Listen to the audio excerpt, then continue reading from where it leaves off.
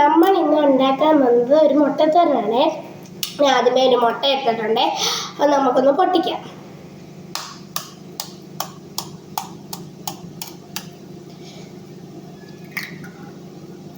പൊട്ടിച്ച് വെച്ചിട്ടുണ്ട്. ഇനി നമുക്ക് അതിലേക്ക് നമ്മൾ കുറച്ച് ഉപ്പിടുന്നുണ്ട്. ലേശം ഉപ്പിടുന്നുണ്ട്, കുറച്ച് അത്യാവശ്യത്തിന് ഉപ്പ്.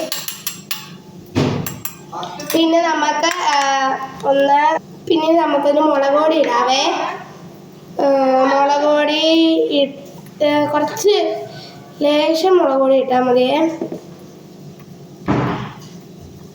പിന്നെ വേണമെന്നവർക്ക് അതിനകത്ത് ഒരു കുറച്ച് കുരുമുളക് പൊടി കുരുമുളക് പൊടി ഇല്ലെങ്കിൽ കുറച്ച് കുരുമുളക് ചതച്ചത് ഇത് ഇടാം. വേണമെന്നവർക്ക് രണ്ടാമത്തെ സാധാ രീതിയിൽ ഇങ്ങനെ ഇട്ടാൽ മതി. മുളക് പൊടി ഉപ്പും ഇടാം. പിന്നീട് അതിലേക്ക് കുറച്ച് തേങ്ങയും ഉള്ളിയും വേണമെന്നവർക്ക് കുറച്ച് പച്ചമുളക് കീറിയിടാവേ. നമ്മൾ അതിലേക്ക് തേങ്ങയും ഉള്ളി ഇടാവേ.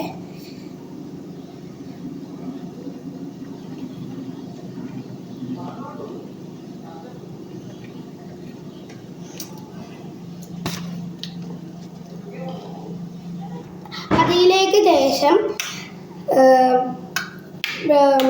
പച്ചമുളക് കീറിയിട്ടിട്ടുണ്ട്. നല്ലോണം ഒന്ന് മിക്സ് ചെയ്യുക. നിങ്ങൾക്ക് വേണമെങ്കിൽ 2 മുട്ട എടുക്കാം. എനിക്കാണ് ഒരു മുട്ടത്തോരൻ ഉണ്ടാക്കുന്നത്, എനിക്ക് മാത്രം കിട്ടും. നിങ്ങൾക്ക് വേണമെങ്കിൽ 4 പേരുണ്ടെങ്കിൽ 4 മുട്ട എടുക്കാം.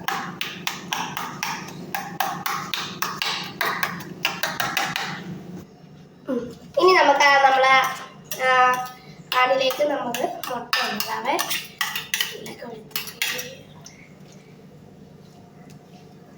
അതൊന്ന് വേന്ത് കിട്ടുമ്പോൾ നമുക്ക് കിരികിരാന്നാക്കാം.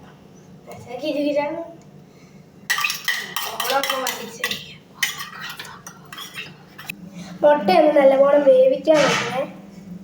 ഇനി നമുക്കൊന്ന് മുട്ടയൊന്ന് തിരിച്ചിടാവേ. നല്ലപോലെ ഒന്ന് തിരിച്ചിടണം. അപ്പം ഇതൊന്ന് തിരിച്ചിടുന്നുണ്ടേ. നല്ലപോലെ വെന്തിട്ടുണ്ട്. അപ്പം നമ്മൾ ഒരു പ്ലേറ്റിലേക്ക് ഇതൊന്ന് മാറ്റാം. അപ്പം നമ്മൾ പാനിലേക്ക് കുറച്ച് എണ്ണയും കടുകും കരിയാപ്പില ഇടുന്നു.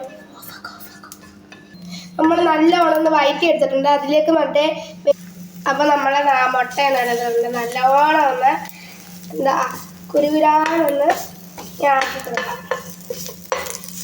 വൈറ്റല്ലേ അപ്പോൾ അതിൻ്റേതായിട്ടുള്ള കുരുകുരാനാക്കിയിരിക്കുന്നത്. ഇങ്ങനെ നമുക്ക് ചട്ടിയിൽ ഒക്കെ ചെയ്യാൻ പറ്റുന്ന ഒരു സൂപ്പർ ഐറ്റമാണ്. അപ്പോൾ നമ്മളെ മുട്ടത്തോരൻ ഒന്ന് സെറ്റായിട്ടുണ്ട്. നമുക്ക് പാനം ഓഫാക്കിയിട്ട് നമ്മൾ മുട്ടത്തോരൻ ഒരു പ്ലേറ്റിലേക്ക് ഒന്ന് മാറ്റാം. അപ്പോൾ നമ്മളിവിടെ മുട്ടത്തോരൻ റെഡി ആയിട്ടുണ്ട്.